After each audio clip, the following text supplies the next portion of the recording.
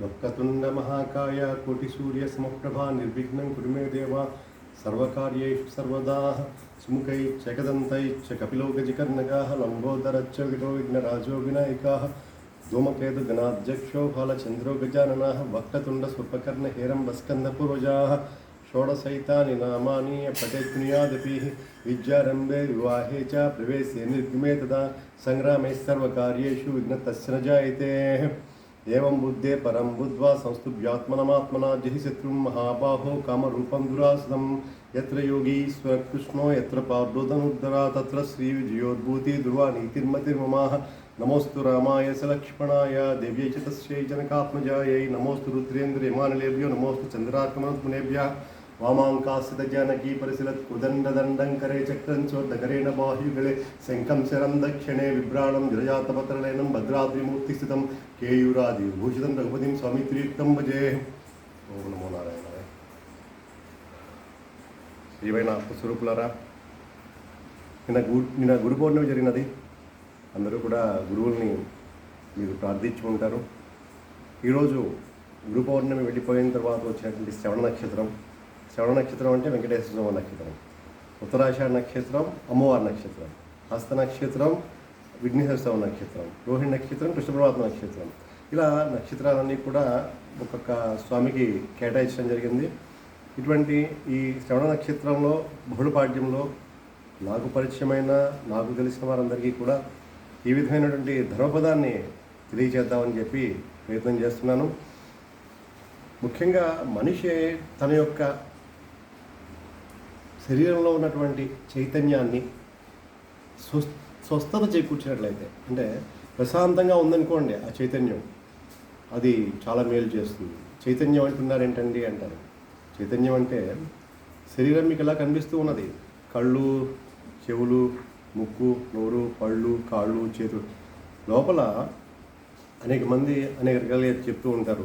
అంటే భగవద్గీత కూడా చెప్పింది, లోపల ఆత్మ ఉంటుందని, మనస్సు ఉంటుందని, బుద్ధి ఉంటుందని, ఇంద్రియాలు, శరీరం ఇలా ఉంటాయని చెప్తూ ఉన్నారు. కానీ నేను ఈ సాధనలో సుమారుగా నా 7 ఏట ప్రవేశించాను. 49 ఏళ్ళ నుంచి చూస్తున్నటువంటి ఈ సాధనలో అన్నీ లేవు, లోపల అన్నీ ఉండవు. లోపల ఏమేమి లేవు, ఒకటే ఉంటుంది, అదే ఆత్మ. నిన్న గురు పౌర్ణమి ఒకసారి గుర్తు తెచ్చుకోండి. నేను చెప్పేది ఏంటంటే,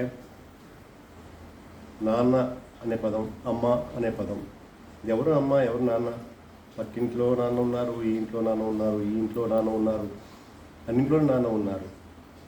అదే రకంగా అమ్మ కూడా అన్నింటిలోనూ అమ్మ ఉన్నది. మరి అమ్మ అంటే ఏంటి? అమ్మ అంటే ఒక స్త్రీ ఏ రకంగా అయితే ప్రవర్తించిందో అది అమ్మ, లేదా మీరు ప్రవర్తిస్తే మీరు అమ్మ. అలా గురువు కూడా అంతే. గురువు కూడా ఆయనకేం ప్రత్యేకంగా వేరేగా ఏమీ రావు. ప్రత్యేకంగా ఇంకేమీ గురువుగారికి భగవంతుడు ప్రత్యేకంగా మీకు ఇబ్బంది ఏదో ఇవ్వడం. అందరికీ కూడా ఆయన ఆత్మ ప్రదానం చేసినాడు.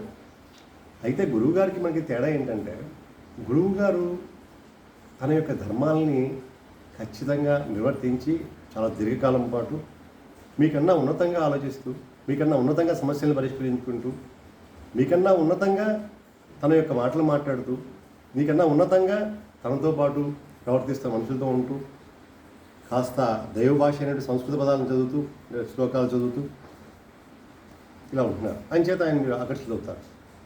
అంచేత గురువుని ఎన్నుకోవడం, గురువు చెప్పిన మాటలు వినడంలో తప్పులేదు. కానీ ఒక విషయం చెప్పండి, ఈ ప్రపంచంలో జీవించి ఉన్నటువంటి ఏ మనిషికి మీరు 100 మార్కులు వేస్తారు? ఏదో లోపం. నేనే చూశాను. నాన్నగారు సత్యసాయిబాబా గారి ఫోటో ఇంట్లో పెట్టుకుని పూజ చేసినప్పుడు ఆయన ప్రమోషన్ వచ్చింది 1984లో. చాలా గురుగారు నమ్ముకున్నారు. ఎవరో ఏదో పేపర్లో ఆర్టికల్ రాస్తే వెంటనే ఆ ఫోటో తీసేసుకున్నారు. ఆ రకంగా జీవించి ఉన్న గురువులపైన అనేక అభిప్రాయాలు ఉంటాయి. కొంతమంది నాస్తికులే విమర్శించవచ్చు. అది మనకి చేరితే మనకి అనుమానం బయలుదేరుతుంది. ఆ రకంగా మనం జీవగురువుల్ని పెట్టుకోవడం వల్ల మీరు పరిపూర్ణంగా నేను నమ్ముతాను అంటే ఇంకా మీ గురువు ఎందుకు? అంటే మీ మనస్సు మీద పట్టు ఉండాలి, ఆత్మ మీద పట్టు ఉండాలి. గురువుని పరిపూర్ణంగా నమ్ముతానంటే ఆ రకమైన బలీయమైనటువంటి ఒక సంకల్పం ఉండేదని మీరు పాటిస్తుంటే గురువు అక్కల. మీకు గురువు ఎప్పుడంటే ఏం చేయాలో తెలియనప్పుడు దారి చూపించేవాడు గురువు, చీకటిని పాల్గొనేవాడు. ఈ సందర్భాన్ని ఎందుకు ఎత్తానంటే, మీకు ఈ ప్రపంచంలో ఒకే ఒక గురువు ఉంటాడు మీకు, ఒకే ఒక గురువు.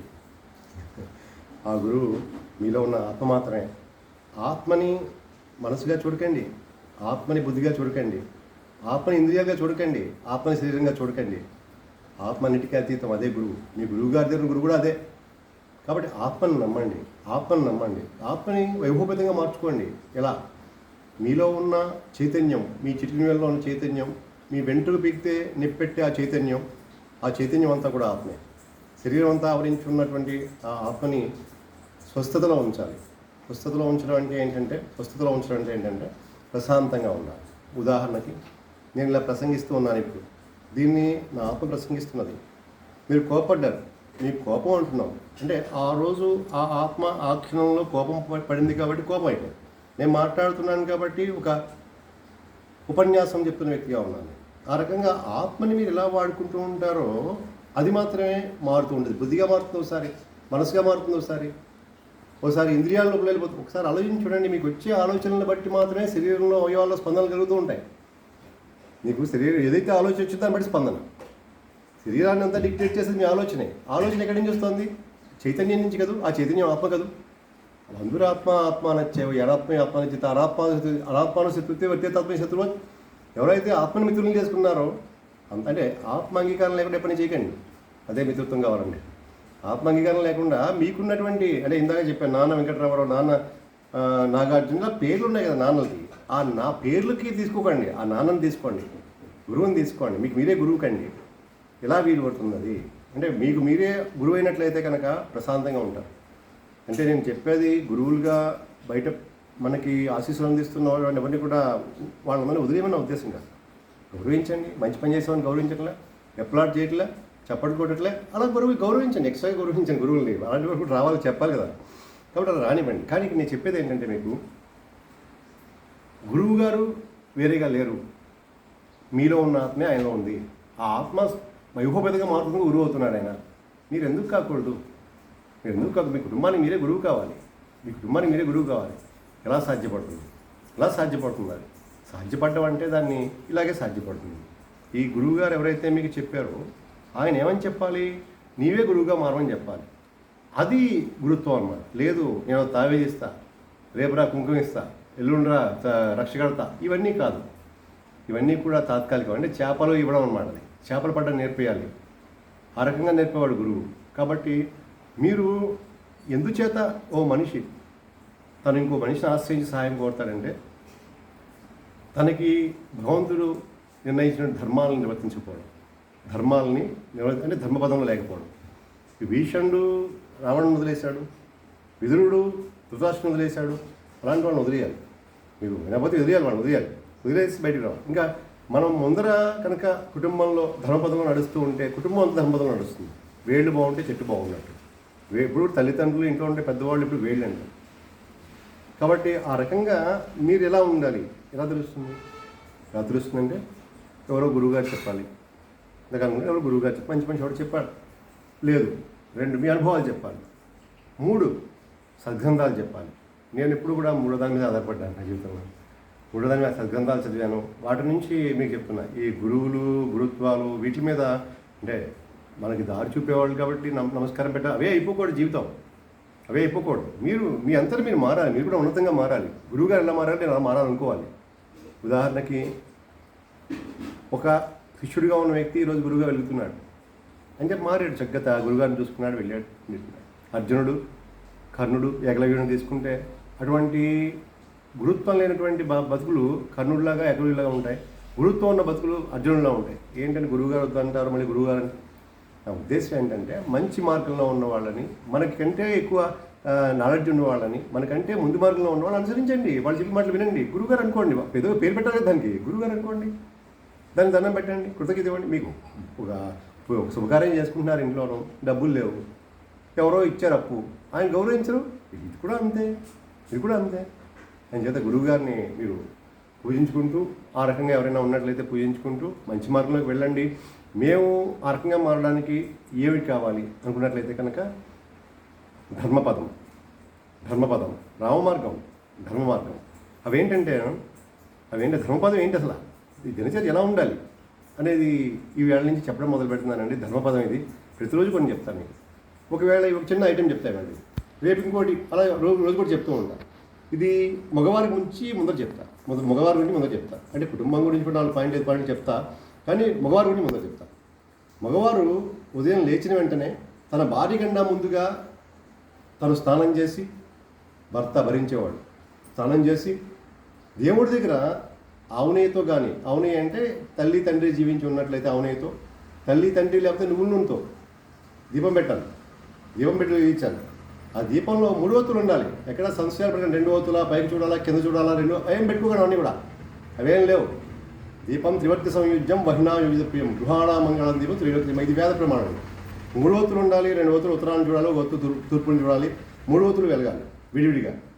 ఆ రకంగా ఎవరైతే ఉదయం లేచి ఆ దీపాన్ని వెలిగించి మగవాళ్ళు దానికి శుభం భౌతి కళ్యాణి ఆరోగ్యం ధన సంపద అంటూ స్తోత్రం చదువుకుని పసుపు కుంకుమ పెట్టినట్లయితే కనుక ఆ ఇల్లు అతను నడగలుగుతాడు.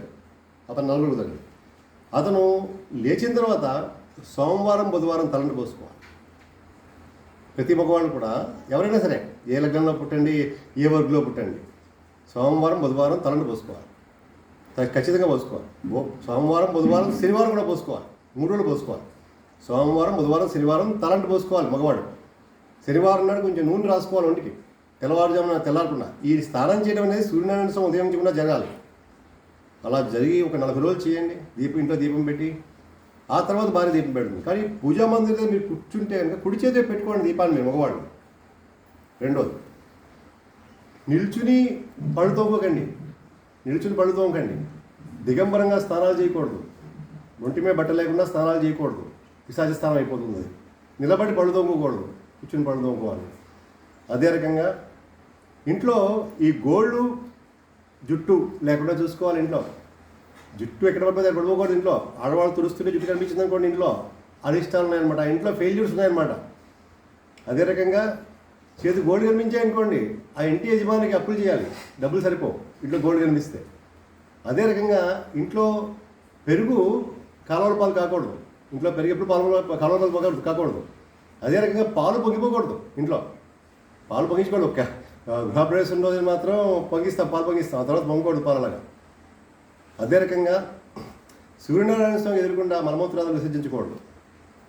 జంజం వేసుకునేటటువంటి అధికారం కలిగిన వాళ్ళు, యజ్ఞోపవీతం వేసుకునే అధికారం ఎవరికైతే వాళ్ళంతా కూడా యజ్ఞోపవీతాన్ని చేత కాపాడుకోవాలి.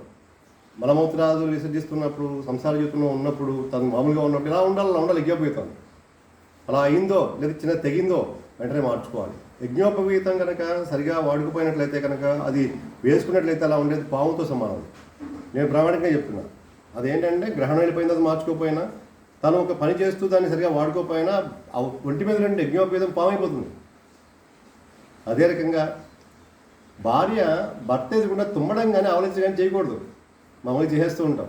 అదే రకంగా అద్దంలో ఏడుస్తూ కానీ బాధపడుతూ కానీ మొహం చూసుకోకూడదు. అద్దంలో ఎప్పుడు ఆనందంగా చూసుకోవాలి.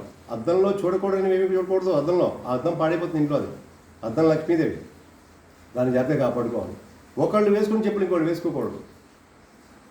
ఒకళ్ళు వాడిన బట్టలు ఇంకోటి వాడకూడదు. ఒకళ్ళు పెట్టుకున్న కళ్ళజోడు ఇంకోటి పెట్టుకోకూడదు. ఈ రకంగా అనేక రకమైన ధర్మపదాలు ఉన్నాయి.